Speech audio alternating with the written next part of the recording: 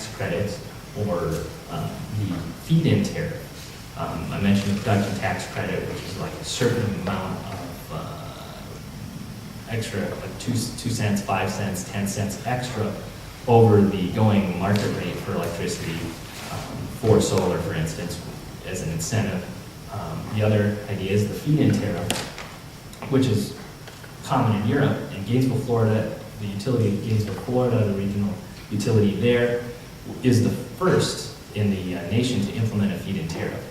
And the feed-in tariff, one of the advantages cited by the feed-in tariff is that it locks in and calculates, assesses what the return on investment would be over time, and then looks for a reasonable return on investment, and then just sets the price based on that. So they've looked at a 5% return on investment in Gainesville, and guaranteed a fixed rate of 32%, or 32 cents per kilowatt hour for systems within Gainesville, Florida. So, and that changes, that goes down over time as solar costs decrease. So that means that if you put a solar system on your house, you'll get 32 cents per kilowatt hour of electricity produced over the next 20 years. Someone who puts it on in 5 years might only get 23 cents per kilowatt hour, since that's the projection that we will have a decline, maybe a 8 cents per kilowatt hour decline in the price of installed solar electric generation.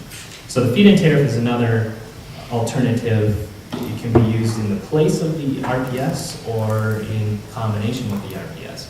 And there's not as many, few states have, or few countries have done the RPS in Europe, and a number of states have done a feed-in tariff, notably California, notably Germany and Spain. And Germany has had quite a bit of success, although they have spent quite a bit of money as well.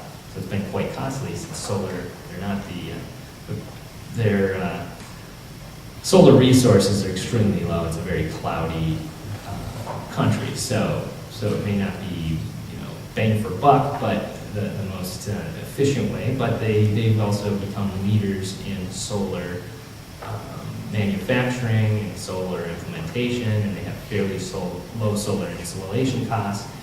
And if you go to, say, a solar convention, 30% of the people of there's maybe 12,000 people at this last meeting in San Diego that I attended, and it seemed about a third of them came from either Spain or from Germany, most from Germany. So they're definitely become leaders, although at a small cost. It's really a social decision by their public that they were willing to pay more for their energy in order to have higher production of solar. And I'm not sure that's always the case within the U.S., and I'm not sure that might be the least cost approach for generating renewable energy. But nonetheless, that's what they decided to do. Finance is also key, since, as I said, even with rebates and all the different types of incentives, both federal and state, solar can still have significant upfront costs. So a number of states support that by having low interest loans, by allowing third-party companies to come in with solar lease programs or third-party ownership, essentially where they'll put the solar on your roof and then sell you the electricity, usually at a slightly reduced cost over what you would be paying for conventional electricity. And they own it, and then after, say, 15 years, you can actually lease to own type of option. However, these solar lease companies probably wouldn't operate in a market that has extremely low electricity costs, because they wouldn't be able to really see returns on that. Property tax financing is a novel approach that's being taken. It was first implemented in Berkeley, and San Diego is now implementing it. Essentially, Berkeley established a program allowing city residents to finance solar installations through an assessment on their property taxes. So essentially, they pay the added finance costs through their property taxes every year, and if they move, that stays with their property taxes, since the benefit stays with the house. So the next owner then continues to pay, and the way it's been calculated, the actual payments increase in the property taxes is less than the cost of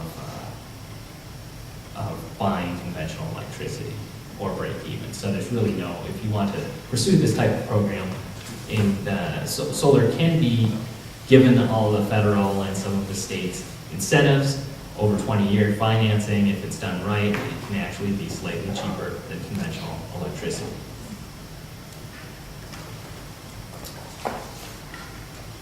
So I wanted to touch really, my final point here, or final issue I want to talk about is energy efficiency, because it really is the key to a successful renewable energy policy.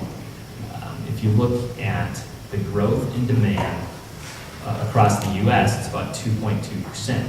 So if you have a 20% renewable energy portfolio requirement by, say, 2030, or let's go 10% over the next 10 years, from 2010 to 2020. If you have a 10% renewable portfolio standard that requires 10% renewables by 2020, you're not even keeping up with energy demand growth. So you're still going to need to build new, other new sources of energy. So maybe you'll have to add coal, or you'll have to add natural gas.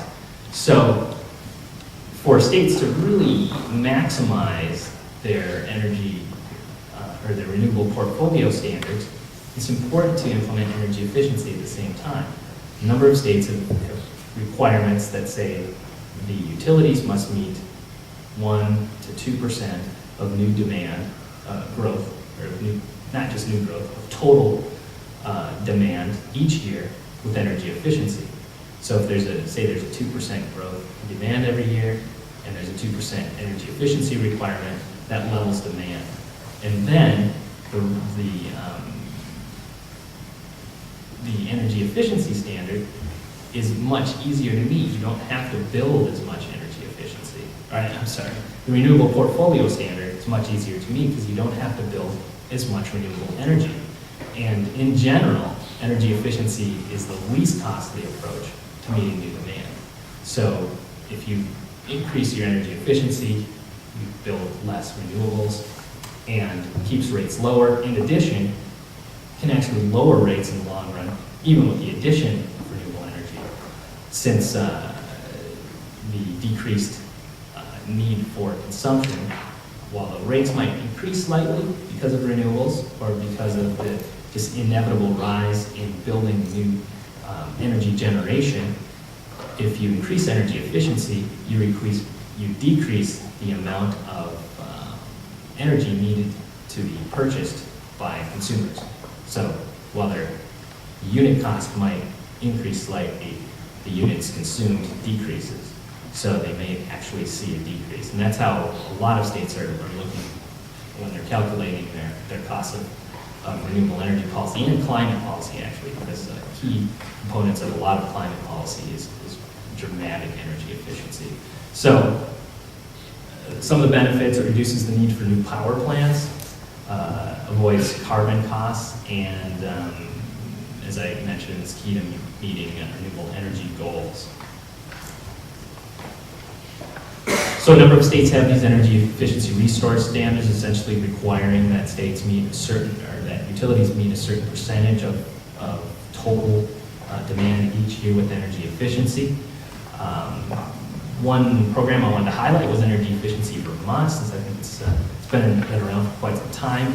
It's a novel program in that it transferred energy efficiency programs from the utilities to a statewide utility called Efficiency Vermont. The reason for that is that many utilities don't have a huge motivation to increase energy efficiency, since they don't really see much return profit-wise. If you increase energy efficiency, decrease sales, that just is, stockholders don't necessarily see any benefit from that. So there's this issue of incentives or a disincentive for utilities. So what they did is they took it out, they took the money, it's coming from a system benefit fund, some of the money for running the program, and they run a statewide bid every year, or maybe every 2 years, and a third-party private party runs the program.